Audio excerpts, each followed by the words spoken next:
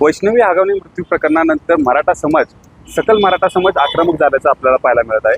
मराठा समाजाच्या माध्यमातून आता आचारसंहिता लागू करण्यात आली आहे. त्याचं आपण राजधानी साताऱ्यातील मराठा समाज बांधवांकडून माहिती घेणार आहोत. अण्णा, काय सांगाल या आचारसंहितेबाबत? खरं तर ही विचारधारा जी आहे ती अतिशय चांगली आहे. मराठा समाजांची ही जनजागृती होती ही चांगली बाब आहे. पण मराठा समाज हे जी आचारसंहिता लागू केली ही कितपत खरं तर त्याची अंमलबजावणी करतील आज सांगणं कठीण आहे.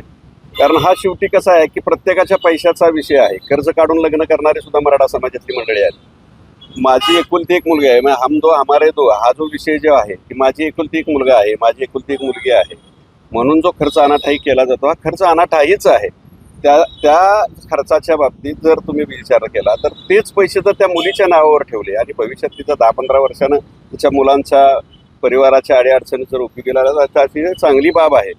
पण गंमत अशी आहे की ही जरी आज तुम्ही जनजागृतीची खरं तर ही क्रांती म्हटलं तर ही कुणीतरी पुढं आलं पाहिजे, कुणीतरी बोललं पाहिजे, कुणीतरी त्याच्यावर बंधनं लादली पाहिजेत. पण नुसती बंधनं लागून उपयोग नाही. तर मराठा समाजानं स्वतःहून त्यात खरं तर विचार करून याबाबत निर्णय घेतले पाहिजेत. एक ब्राह्मण समाजातला मोठा उद्योजक आहे आणि 100 माणसांचं लग्न सांगलीत झालं होतं. त्यात इतर समाजात फक्त 9 पत्रिका होत्या, म्हणजे इतर घटकांसाठी. मग अशीच जर ब्राह्मण समाजाची जर विचारधारा आहे ती योग्यच आहे, म्हणजे चूक नाही. आम्ही तर काही वेळेला असं म्हणतो की 50-51 ताट होत नाही. त्यांची 50 माणसं तर 50च माणसं, पण आमची 50ची 500 होतात. हे खरं तर दुर्दैव आहे. अनाठायी खर्च आहे हा वाचला पाहिजे आणि अनाठायी खर्च वाचून नुसता चालणार नाही. तर जे वैष्णवीच्या बाबतीत घडले त्याच्यावर फार विचार करण्याची गरज आहे समाजाला, की बाबा, आणि ह्या नवीन पिढीला सुद्धा विचार करण्याची गरज आहे. प्री वेडिंग जर म्हणाल तर 2-2, 2.5, 3-3 लाखाची पॅकेज आहेत. आज फोटोग्राफरची पॅकेज सुद्धा तशाच पद्धतीचे आहेत. डीजे लावणं हा 2.5-3 लाखाचा विषय, लाईटचा खर्च हा 2.5-3 लाखाचा विषय. म्हणजे हा अनाठायी जो खर्च आहे तो जर वाचवला तर भविष्यात खरं तर आणि ती जर विचारधारा खरं तर समाजात रुजली तर अतिशय चांगल्या पद्धतीनं त्याची अंमलबजावणी झाली तर मराठा समाजाचा पैसा मोठ्या प्रमाणावर वाचू शकतो. कारण 1 कोटी, 1.25 कोटी, 1.5 कोटी, 2 कोटी रुपये खर्च करणारी मंडळी आहेत. यांनी देखील खरं तर स्वतःची मुलगी म्हणून जर दुसऱ्याच्या गोरगरिबांच्या मुलीत जर 5-50 हजार रुपये खर्च केले, लाख खर्च केले, 2 लाख खर्च केले, की बाबा ती माझी जशी मुलगी आहे तशी हीच माझ्या मराठा समाजातली सुद्धा माझी मुलगी आहे, अशा पद्धतीनं जर खर्च केला तर अतिशय चांगल्या पद्धतीनं मराठा समाजात हे विषय गाजेल. आणि जर हे झाली, ह्याची अंमलबजावणी झाली तर खरं तर चांगली बाब आहे. कारण नियम आणि निकष लावून ह्या गोष्टी होत नाहीत. तर प्रत्येकाच्या तो ऐच्छिक विषय असल्यामुळं प्रत्येकाच्या मनावर हा विषय अवलंबून आहे आणि त्या पद्धतीनं जर त्याची अंमलबजावणी झाली तर चांगलीच गोष्ट आहे. ताई, तुम्हाला काय वाटतं, एक महिला म्हणून कसं बघता या आचारसंहितेकडं? आपल्या मुलीचं लग्न थाटामाटात करणं एक परंपरा चालू होती, मात्र आता यावर मराठा समाजाने एक आचारसंहिता लागू केली. तुमचं काय मत? ह्या मताशी सहमतच आहे. कारण तुम्ही जेव्हा प्री वेडिंग म्हणताल, आता तुम्ही प्री वेडिंग करताय, एवढे लाखो रुपयाचे खर्च करता, इतर मुलींचं, इतर कुटुंबाचं, इतर मुलींचं बघण्याचा दृष्टिकोन त्यातून, मग त्या मुलीला मिळालं मग मला पण मिळालं पाहिजे, ही कुठंतरी ही होत चाललेलं आहे की तिला मिळतंय मग मला मिळलं पाहिजे. ह्यातून पालकांना ह्याचा ही पडणार आहे की बाबा नाही, आपल्या मुलीला पण आपण केलं पाहिजे. कुठंतरी त्यांच्या कुटुंबावरती आर्थिक ह्याची ताणतणाव येणार आहे. आणि जे DJ डॉल्बी वाजवून तुम्ही अनाठाव्य खर्च करता, त्या डीजेच्या ह्याच्यातून तर म्हणजे माणसांना त्रासच आहे. जे हार्टबीट्स वाढत आहेत किंवा काही कानाच्या कर्कश आवाजांमुळे कानांना त्रास होतोय, ह्याच्यापेक्षा जर तुम्ही पारंपरिक वाद्यांना प्राधान्य दिलं तर ते कुठंतरी गरीब 4 रोजगार मिळतील 4 लोकांना, एवढंच मी बोलीन. दादा, काय सांगाल, आवाढव्य खर्च करून मराठा समाज असेल, इतर समाज असेल, मोठ्या प्रमाणावर लग्नाला खर्च करताना पाहायला मिळतं, त्यानंतर हुंडाबळीचं प्रकरण होतंय, कसं बघताय याकडे? तुमचं तरुण म्हणून काय सांगाल? मला तर विचाराल तर मी सांगेन की लग्नामध्ये जो आवाढव्य खर्च केला जातो हा खरं तर ऐच्छिक विषय आहे. जसं या ताई म्हणाले की पारंपरिक वाद्य यांना प्राधान्य दिलं पाहिजे. हा जमाना साध्या मोबाईलचा, एक पहिला टॉवरचा मोबाईल यायचा, आता AI कडे जनरेशन निघाली. तसं युवकांचंही, यूथचं पण आकर्षण आता डीजेकडे जात आहे, पण त्याच्यावर आवाजाला मर्यादा असावी का तर असावी. पण असं नाही की कोणी काही खर्च करू नये. माझं एक प्रामाणिक मत आहे, ऋण काढून सण साजरा करू नये. ज्याची ऐच्छिक पात्रता आहे, ऐच्छिक इच्छा आहे, ज्याला खर्च करण्याची इच्छाशक्ती आहे, करायचं आहे, तर तो करू शकतो ना. राहिला प्रश्न हुंडाबळीचा. आता एक वैष्णवी ताईचं एक प्रकरण पुण्यात घडलं. जेव्हा घडलं त्यावेळी महाराष्ट्राच्या समोर आलं.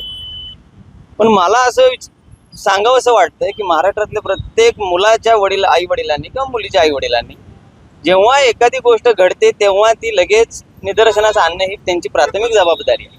महिला आयोगानं पण त्या पद्धतीने जबाबदारीनं काम केलं पाहिजे. नुसतं कागदावर काही कामं करण्यापेक्षा हुंडा प्रतिबंधात्मक कायदा 1961 त्याच्यामध्ये कलम आहे, 398 आहे, 304चा ब आहे, त्याची जनजागृती केली पाहिजे. याच्यासाठी समाजानं पुढे आलं पाहिजे. आणि आता ज्या मराठा समाजानं आचारसंहिता जाहीर केली, ती आचारसंहिता सगळीच पाळतील असं नाही. काही अंशी पाळतील, ज्यांची पात्रता नाही खर्च करण्याची पण त्यांना खर्च करण्यास प्रवृत्त केलं जाते, ती लोक निश्चित पाळतील. पण ज्यांची इच्छा आहे खर्च करण्याची ते इच्छा करू शकतात ना. ऋण काढून सण साजरे करू नका, त्याचबरोबर असं हुंडाबळीचं प्रकरण होऊ नये. आर्थिक जी मराठा समाज आहे जो प्रबल आहे तो ह्याला पाळेल का आचारसंहितेला? मुळातच आपल्या देशामध्ये कुटुंब व्यवस्था आहे ही कुणाला पूर्वीपासून चालत आली.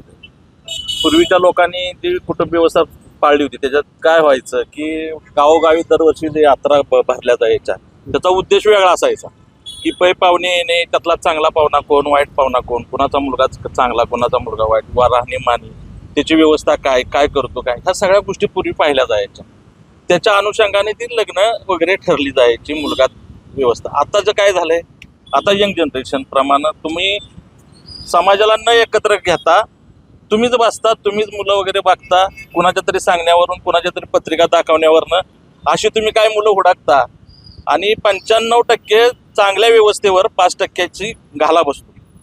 ही मोठं पैसे खर्च करणं, डॉल्बी वाजवणं, हे आता मोठे पूर्वी मंडपात लग्न व्हायची, मांडवाच्या पुढं प्रत्येक गावात मंदिर असायचं, त्याच्या पुढं मंडप घातला जायचा, पै पाहुणे यायचे, तिथं कार्यक्रम व्हायचे आणि लग्न कार्य व्हायचं, थाटात व्हायचं, मोठ्याचं सुद्धा व्हायचं, बारक्यात व्हायचं. तिथं गाव व्यवस्थेवरती ठरलं जायचं. सरपंच असायचे, तलाठी, ग्रामसेवक, ही सगळी व्यवस्था असायची प्रत्येक गावात. ज्या गावातला लग्न असायचं, मुलाच्या पण गावातली सरपंचापासून सगळी लोक असायची, पुढच्या असायची. त्यामुळे काय व्हायचं की प्रत्येकाचा दबाव राहायचा.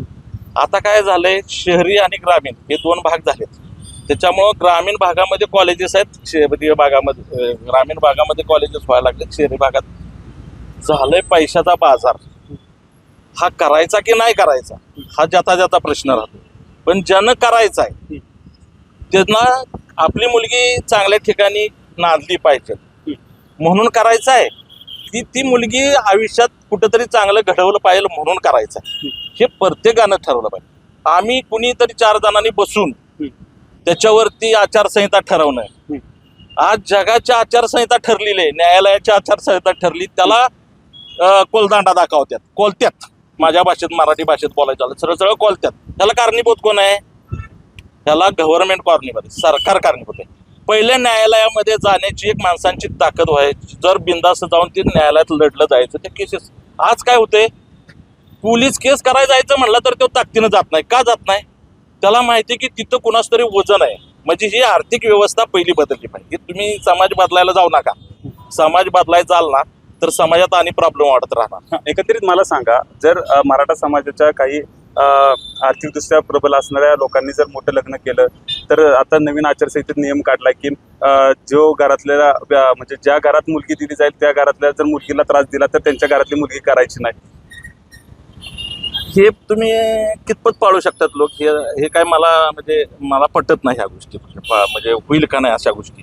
कारण की पैसावाल्यापाशीच जाणार. कारण की ती एक हामपाना असतो माणसातला. पण पैसावाल्यापर्यंत पण आता जातो. त्यातले 5% अशा आहेत की अशी प्रकरण पुण्यातलं घडलं तसं की त्यांना माज आहे, की त्यांना दुसऱ्याच्या जेव्हा माज करायची सवय. पण आपल्याला माहिती आहे की त्याला माज आहे तरी आपण तिथं जातो. म्हणजे तुम्ही लव्ह मॅरेज करणार म्हणजे अशी आर्थिक व्यवस्था झाली. साताऱ्यात सुद्धा तुम्ही बघा किंवा सातारा आजूबाजूला मुलं कॉलेजला येतात, ती मुलं कुठं फिरतात, कॉलेजवर किती वेळ असतात आणि त्यांची 19 नाही वर्ष झालं, 21 वर्षाचा मुलगा 19 वर्षाची मुलगी जाऊन लग्न करते. पळून जाऊ नये म्हणून लग्न करायला बाप तिथं जातो आणि मुलगीचा हट्ट असतो की नाही ना मला इथं लग्न करा. मोठ्यांच्यात पण तिचं आणि बारक्यांच्यात तिचं. मग अशा वेळेस काय होतं, आपली इज्जत सांभाळायची.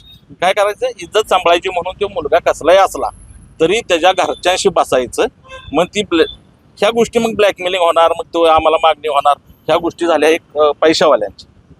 सामान्य माणसामध्ये पण तशा गोष्टी होतात की बाबा बैठक होती आणि बैठकीमध्ये ठराव होतो आणि ठरावामध्ये मग तुम्ही विचारता की मग आम्ही काय द्यायचं, तुम्ही काय द्यायचं. ही जोपर्यंत बंद होत नाही, ही मानसिकता जोपर्यंत चेंज होत नाही. पूर्वी सुपारीवरती लग्न घालायची, ह्याचा अर्थ काय, शब्दावरती घडायचं.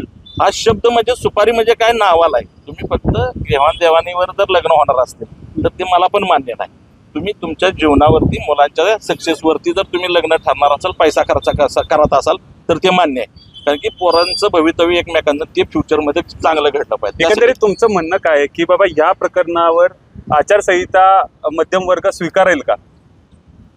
आणि आचारसंहिता स्वीकारलीच आहे लोकांनी, हे सांगण्यापर्यंत आपण एवढ्या लांब आता आचारसंहिता घालायची म्हणजे बेस झालेलाच आहे. आचारसंहिता आहे पण आपण आकलनात प्रत्येकानं आणावं असं मला पण वाटतं की पूर्वीच्या कल्पना आणि आत्ताच्या कल्पना आणि पैसा खर्च करण्यामध्ये माणसाने वेळ न दवडता आत्ताची परिस्थिती जनरेशनला पैशाची गरज कुठे आहे तर त्याच्या राहणीमानाला किंवा त्याच्या फ्युचरसाठी आहे. कुणाला व्यवसाय करायचा असेल, तो व्यवसाय चांगला करत असेल तर त्याच्यात तुम्ही पैसे मला एक स्पष्ट सांगा, आचारसंहिता मध्यम वर्ग स्वीकारेल का? बाकीच्या लोकांना ही आचारसंहिता पटेल का? आणि ही आचारसंहिता सर्वजण लागू करून घेतील का? आचारसंहिता पटायला काय हरकत नाही. कारण की कसं आहे, सर्वसामान्य लोकांना हे जर आकलन केलं त्यांनी तर त्यांच्या फायद्याचंच आहे. त्यांनी ते करावं जेणेकरून आपला पण आणि समाजामध्ये कुठेतरी संदेश चांगला जाईल. त्याच्या मागे त्यांनी राहायला काय हरकत नाही. एकंदरीत जर बघायला गेलं तर महिला वर्गाकडनं काय प्रतिक्रिया येते ते पाहूया. मॅडम, ही आचारसंहिता मध्यम वर्ग स्वीकारेल का आणि काय यावर तुमचं काय मत आहे? मला वाटते मध्यमवर्गीयाने स्वीकारावे असं, आणि हे काही जबरदस्ती नाही, पण हे सगळ्यांसाठीच चांगलं आहे. मध्यमवर्गीय आणि मोठी लोक जे करतात तेच गरीब करतात. म्हणजे गरीब लोक कसं कर्ज काढून करतात किंवा मध्यमवर्गीय सुद्धा कर्ज काढून करतात. मोठ्या लोकांना कर्जाची गरज नसते. आणि हे मध्यमवर्गीयांना कळलं पाहिजे की त्यांच्या देखाव्यासाठी जे करतात ते. आणि लग्न म्हणजे नुसतं लग्नातच खर्च नाही येत. आता लग्न म्हटलं की प्री वेडिंग आलं, साखरपुडा आला, म्हणजे असा ऑलराऊंड खर्च. तर तो खर्च काढला तर ते सगळं एकत्र केलं तर तोही खर्च वाचतो. कारण मी आता बघते तो 2-3 कार्यक्रम करायचे, प्रत्येक कार्यक्रमाला 5-10 लाख खर्च धरला तर झालं काय. मग त्याच्यापेक्षा एकच खर्च करून अगदी सगळं आता बंद करणार नाही, पण 200 लोकांच्यात लग्न लागतील का आता? हा, करावं असं म्हणजे, आणि करतील असं मला तर वाटतंय. म्हणजे थोडंसं आता बचत वगैरे चालवतील महिलांसाठी थोडं करतील तर चर्चेतून असं वाटतंय. पण काय होतं, काही ठिकाणी चर्चाच नुसत्या होतात. वैष्णवी अशी झाली नसते असं माझं मत पडते. जर चर्चा आतापर्यंत बरंच वैष्णवी झालेले आहेत ना, आता हे चाललंय. आपण सरकारने, आपण हे लोक, तुम्ही खरंच न्यूजवाले आवाज उठवताय, आमच्यासारख्यांना विचारताय, पण आम्ही नुसतं मान्य करून किंवा म्हणून चालणार नाही. तर सामान्य लोकांनी, खरंच मला कळवळीची विनंती आहे की सामान्य लोकांनी ह्यात पुढाकार घ्यावा. मुलींनीच सांगावं आणि किंवा मुलांनी सांगावं की आमचं लग्न सामान्य पद्धतीने करा. आणि तो खर्च गोरगरिबांना किती म्हणजे अशी आहेत, गरिबांची लग्न करा किंवा अनाथाश्रम, वृद्धाश्रम आहेत तिथं मदत करा. आणि नुसते लग्नच नाही तर वाढदिवस वगैरे हे सुद्धा खर्च जे करतात तर ते असं अनाथाश्रमात वगैरे द्यावे. एकंदरीत जर बघायला गेलं तर मोठ्या प्रमाणावर जो अवाढव्य खर्च लग्नामध्ये केला जातो हा खर्च टाळण्यात यावा असं देखील मराठा समाजाची मागणी आता साताऱ्यातून होताना आपल्याला पाहायला मिळत आहे. त्याचबरोबर ऋण काढून सण साजरे करू नये अशी देखील एक विशेष मागणी त्यांनी मराठा समाजाने केल्याचं आपल्याला पाहायला मिळत आहे. कॅमेरामन ओमकार सह वैभव बोडके, एबीपी माझा, सातारा. एबीपी माझा, उघडा डोळे बघा नीट.